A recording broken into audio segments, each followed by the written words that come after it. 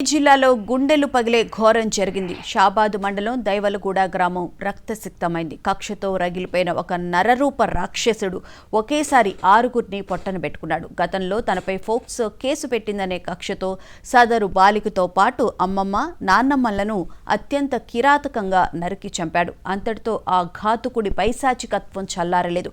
Case పెట్టిన బాలికను ఊరి శివారులోకి పొలాల్లోకి లాక్కును వెళ్లి ఆమెపై దారుణంగా అత్యాచారం చేసి ఆపై ప్రాణాలు తీశాడు. అంతకుముందే తన సొంత భార్య, 2 పిల్లలను కడతీర్చాడు. జైలుకు వెళ్లి వచ్చిన ఆ మృగంలో మార్పు రాలేదని, కక్ష సాధింపే ధ్యేయంగా ఈ దారుణానికి ఒడిగట్టాడని స్థానికులు బెంబేలెత్తిపోతున్నారు.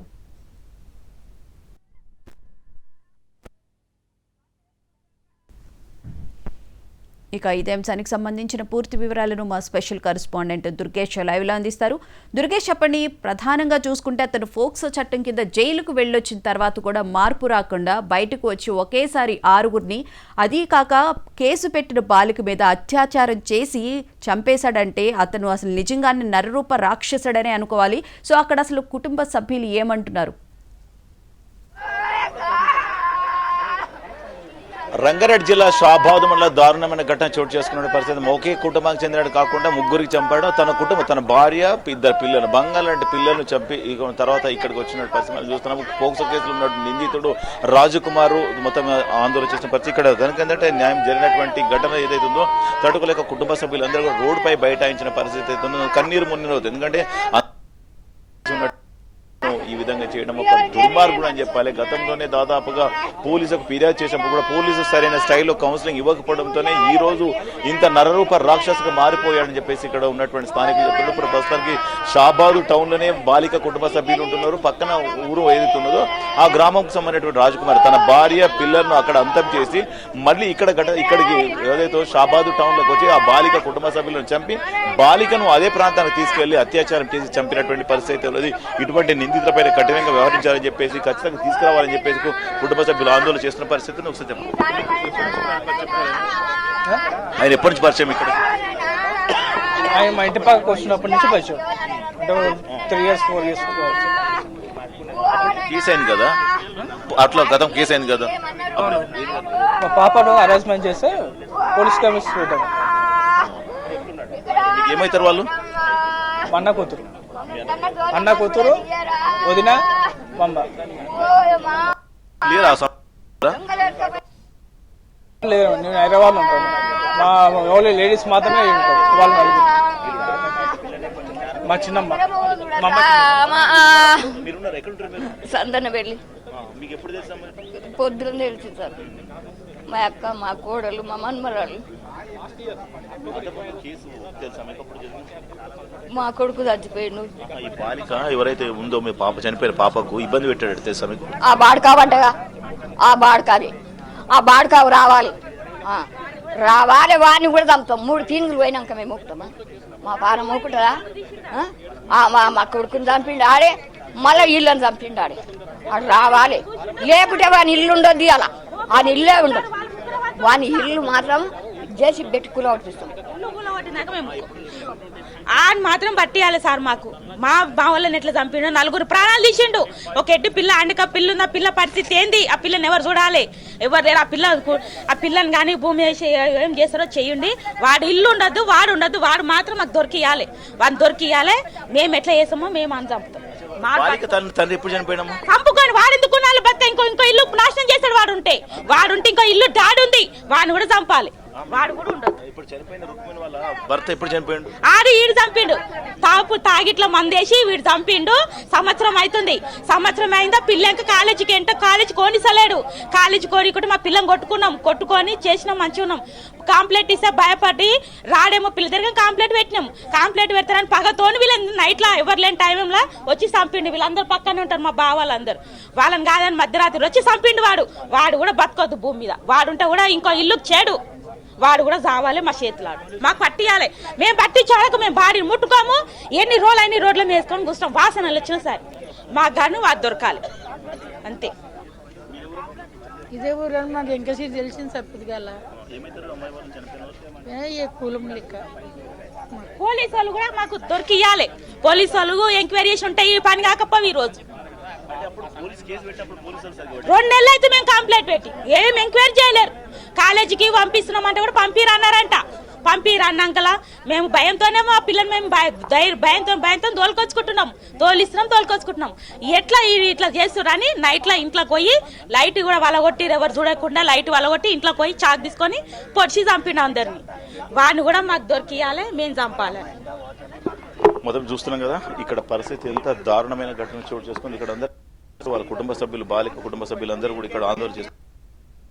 జామైన రోడ్డు మీద బైఠాయించారు. ఎందుకు అంటే తమకు న్యాయం జరిగేంత వరకు మృతదేహాలను కూడా తీసుకెళ్ళము, పోస్ట్ మార్టం చేసినా కానీ మాకు అవసరం లేదు, ఆ మృతదేహాలు కూడా అక్కడే ఉంటాయి, ఖచ్చితంగా వాడిని పట్టుకురావాలి. ఎందుకంటే ఇంత నరరూప రాక్షసుడు ఇంత చేశాడు అని మేము చెప్తున్న పరిస్థితి.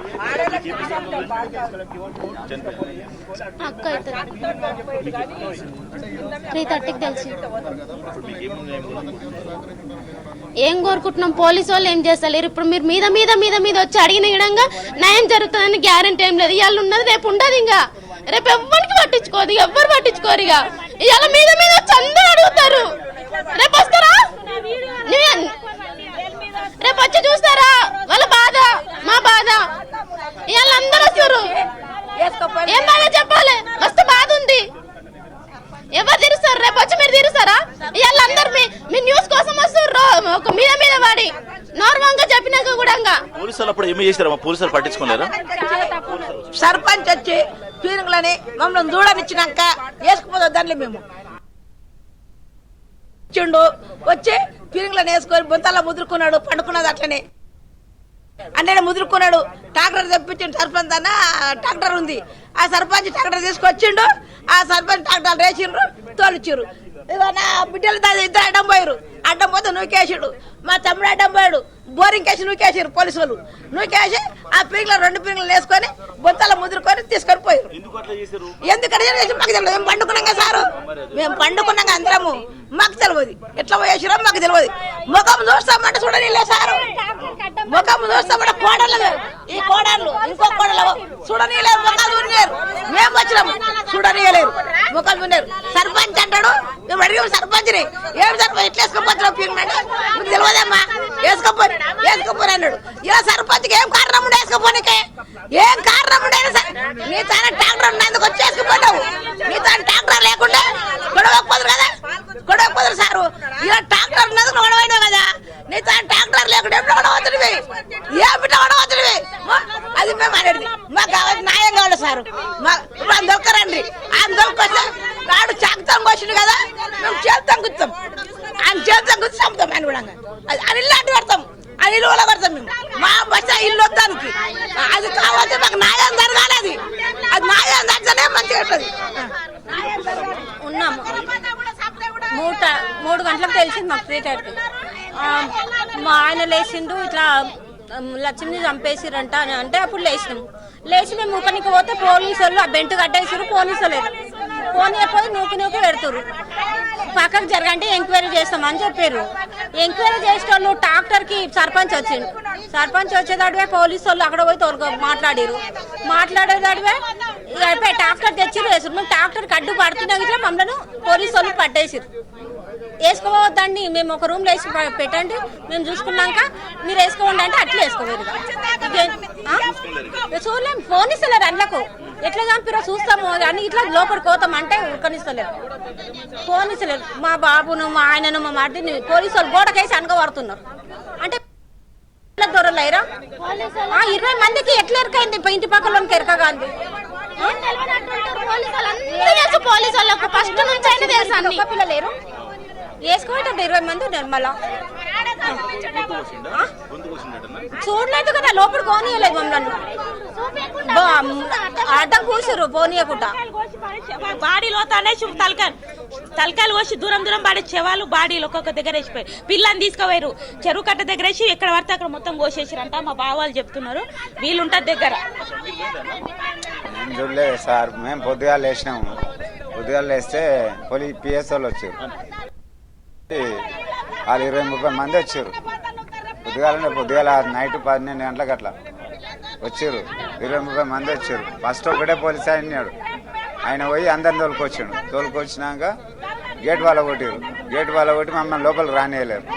మేము అది గ్రామ సర్పంచ్ కూడా వాళ్ళకే సహకరించాడు. ట్రాక్టర్ తీసుకురా అంటే ట్రాక్టర్ తెచ్చిండు. అందులోనే సేవలు వేసుకొని పోయారు. నన్ను అక్కడ పోలీసు వాళ్ళు అనగబట్టారు. మన దగ్గర ఫింగర్స్ పడతాయి, అవి పడతాయి, మీరు రావద్దు దగ్గరకు అంటే రగ్లాలు వేసుకురు, చెత్త ట్రాక్టర్లు వేసుకొని పోయారు. కదా వాళ్ళకి ఎక్కడెక్కడ కోసిండని గొంతులు కోసారు సార్, ఇద్దరికి గొంతులు కోసారు. పిల్ల ఏమో మొత్తం కోసారు, మొత్తం పిల్లని అక్కడ కట్ట మీద కోసేసారు. ఇద్దరు ముగ్గురు ఎవరు ఉన్నారు? ఒక్కడు ఇంతమంది చూడలేదు సార్. మేమైతే నైట్ 11 గంటల తర్వాత 12 అయింది. సీసీ కెమెరా ఉంది కానీ అది ఒక సైడే పనిచేస్తుంది సార్, లోపలికి పనిచేస్తలేదు.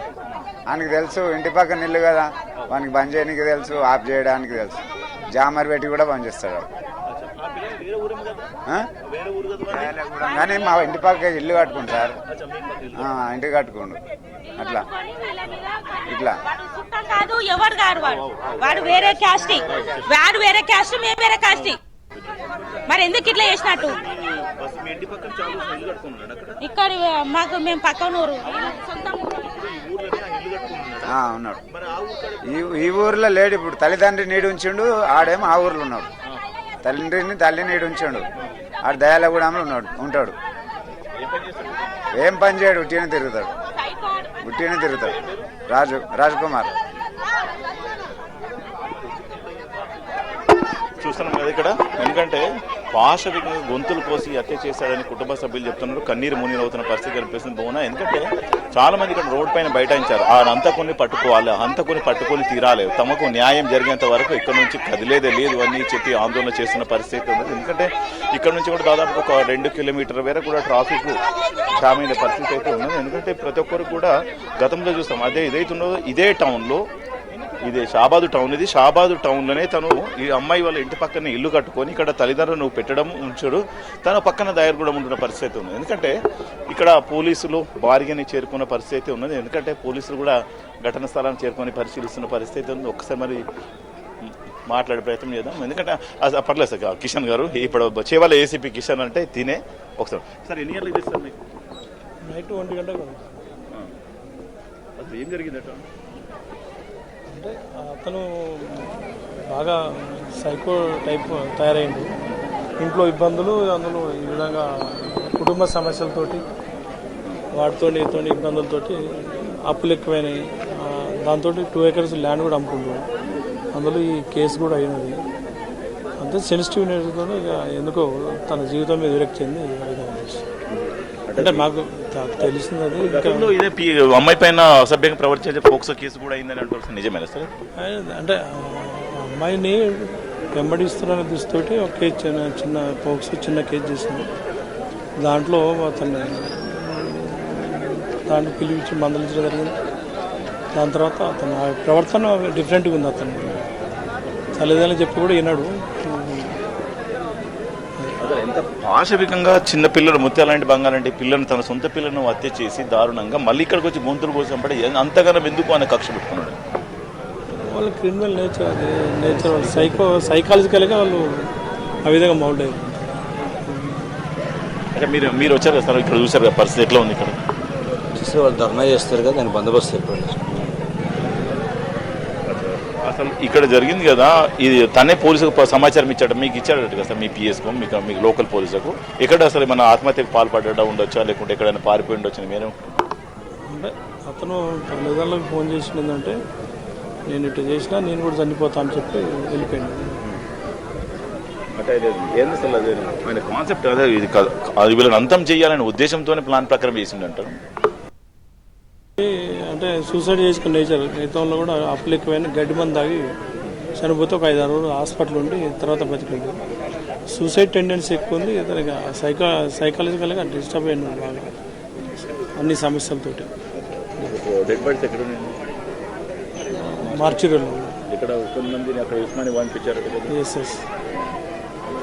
నెక్స్ట్ ఫర్దర్ ఇన్వెస్టిగేషన్ ఏ విధంగా చట్ట ప్రకారం చర్య తీసుకుంటున్నారు. మొత్తం ఇక్కడ చేవల్ల ఏసీపీ ఎందుకంటే అంతా చెవల ఏసీపీ కింద వస్తున్న పశ్చిమ మొయినాబాద్కి సంబంధించినటువంటి ఏదైతే ఉంది ఇక షాబాద్ అంతా కూడా రంగారెడ్డి జిల్లా. ఇక్కడ మనం చూస్తే మొత్తం అందరూ కూడా ఈ కుటుంబ సభ్యులు ఎవరైతున్నారో ఆందోళన చేస్తున్నారు. ఎందుకంటే రోడ్డు మీద బైఠాయించారు, తమకు న్యాయం జరిగేంత వరకు ఇక్కడ నుంచి కదిలే లేదు. పోలీసులు అండ్ ఇక్కడ గ్రామ సర్పంచ్ ఎవరైతున్నారో వీళ్ళందరూ కుమ్మకాయ డెడ్ బాడీని తరలించారు. రాత్రి 11-12 గంటల సమయంలో వచ్చి గొంతులు కోసారు. ఎందుకంటే బాధితులు ఎవరైతే బాలిక ఉన్నదో బాలిక తల్లిది, బాలిక నానమ్మది, ఇద్దరు గొంతులు కోసేసి ఆ బాలికను ఇంట్లో నుంచి లాక్కుపోయినాడు. సీసీ కెమెరా రికార్డులు ఉన్నాయి. ఆ ఇంట్లో నుంచి తన గ్రామం ఏదైతే ఉందో పక్కన ఉన్న విలేజ్ ఒక 3-4 కిలోమీటర్స్ ఉంటుంది, అక్కడికి తీసుకెళ్లి అక్కడ అత్యాచారం చేసి అమ్మాయిని అక్కడ చంపేసినట్టు కూడా అతనే పోలీసుకు సమాచారం ఇచ్చాడు. కనుక తన భార్య పిల్లని చంపాడు, ఇక్కడ షాబాద్ వచ్చాడు, ఇక్కడ పక్కన ఉన్నటువంటి కుటుంబ సభ్యులను చంపాడు. అంటే వాళ్ళ ఇంటి పక్కనే ఎవరైతే మృతులు ఉన్నారో కుటుంబం పక్కన ఇల్లు కట్టుకున్న పరిస్థితి. అంటే ఇంటి పక్కనే ఇల్లు పక్కన ఉన్నాడో వాళ్ళ తల్లిదండ్రులు అదే ఇంటి పక్కన ఉంటున్నారు. చాలా సందర్భాల్లో అమ్మాయి పట్ల అసభ్యంగా ప్రవర్తించడము, అమ్మాయి కాలేజీకి పోకుండా వేధింపులకు గురి చేయడము, ఇవన్నీ కూడా చూసి గతంలో కూడా ఇదే షాబాద్ పోలీస్ మనం ఇక్కడ చూస్తున్నాం. ఇదే షాబాద్ పోలీస్ స్టేషన్, ఇదే షాబాద్ పోలీస్ స్టేషన్లోని ఫిర్యాదు చేశామని చెప్తున్నారు. ఇదే షాబాద్ పోలీస్ స్టేషన్లో ఫిర్యాదు చేసినప్పటికీ కూడా సరిగైనటువంటి పట్టించుకోకపోవడంతోనే ఇటువంటిది దాపరించింది అని ఇక్కడ గ్రామస్తులు చెప్తున్నారు. ఒకవేళ పోలీసులు కనుక ఖచ్చితంగా యాక్షన్ తీసుకుని ఉంటే ఇటువంటి దుర్మార్గమైన ఘటన చేసేటువంటి వాడు కాదు అని చెప్తున్నారు. ఎందుకంటే పోలీసులు సరైనటువంటి ప్రికాషన్ తీసుకోకపోవడము, పోలీసులు అతనికి కౌన్సిలింగ్ ఇవ్వకపోవడం వల్లనే ఇంత పాశవికంగా తెగపడ్డాడు అని చెప్పేసి ఇక్కడ ఉన్నటువంటి బాధితుల కుటుంబాలు చెప్తున్నాయి. ఎందుకంటే చాలా మంది ఇక్కడ రోడ్డు పైన కూర్చున్నటువంటి మనం పరిస్థితి చూస్తాం కనుక ఆ గతంలోనే పోలీసులు కేసు ఏదైతే పెట్టారో పోక్సో కేసు పెట్టారో అప్పుడు అతని పోలీసులు కనుక పిలిపించి కరెక్ట్గా కౌన్సిలింగ్ ఇచ్చుంటే డైరెక్ట్గా కొంచెం భయపడేది ఉంటుంది. భయపడకుండా అప్పటి నుంచి కూడా కుటుంబ సభ్యుల పైన కోపం పెంచుకోవడము, ఇక్కడ భార్య పైన కోపం పెంచుకోవడము, ఇవన్నీ కూడా కోపాలు పెంచుకొని తను ఎట్టి పరిస్థితుల్లో వీళ్ళు అంతం చేయాలని ఒక పథకం ప్లాన్ ప్రకారమే ఇక్కడికి వచ్చి అక్కడ వాళ్ళని చంపేసి ఇక్కడికి వచ్చి వీళ్ళని హత్య చేసిపోయినటువంటి దుర్ఘటన జరిగిన పరిస్థితి ఏదో మొత్తం మీద ఒక నరరూప రాక్షసుడు అని చెప్పుకోవాలి. ఎందుకంటే ఇంత దారుణంగా ఇంతమందిని హత్య చేయడం మాత్రం ఇది మొట్టమొదటిసారని కూడా గ్రామస్తులు కూడా చెప్తున్న పరిస్థితి ఉన్నది. ఇక్కడ అందరూ కూడా ఆందోళన చేస్తున్నట్టు, ఎందుకంటే తమకు న్యాయం జరిగేంత వరకు కూడా పోస్ట్ మార్టం వెళ్ళినటువంటి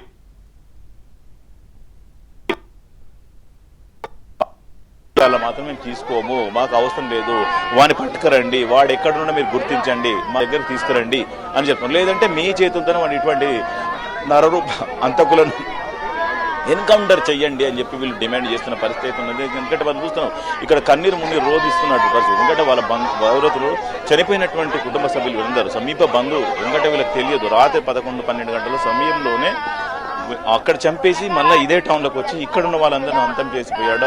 బాలికను తీసుకెళ్ళి అత్యాచారం చేసి అంటే ఎంత దుర్మార్గంగా వ్యవహరించి ఇటువంటి దుర్మార్గులను ఉంచకూడదు. ఇటువంటి వాళ్ళు ఉంటే నెక్స్ట్ భవిష్యత్తులో వేరే వాళ్ళు కూడా నేర్చుకుంటారు, చేస్తారు. కనుక వీళ్ళని అంతం చేయాలంటే ఖచ్చితంగా మేము చంపాలి అని ఈ యొక్క ప్రధానమైన డిమాండ్ అయితే కనిపిస్తున్నట్టు పరిస్థితి Bhuvana. Right, thank you Durgesh.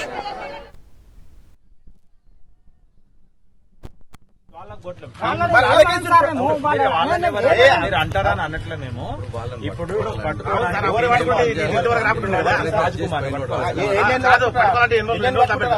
ఎన్నేళ్ళు పట్టుకుంటారు చెప్పండి. ఇప్పుడు 2 నెలలు అయింది. 2 నెలలు అయింది సార్, మేము కంప్లైంట్ పెట్టి 2 నెలలు అయింది. అప్పటి నుండి ఎవరు రాలేరు. ఎవరు ఒక్కని కాదు కదా, నేను ఒక్కని ఏమన్నా ఉంది ఊరు మొత్తం వస్తుంది. వాళ్ళందరూ మాట్లాడి వస్తారు కదా పండు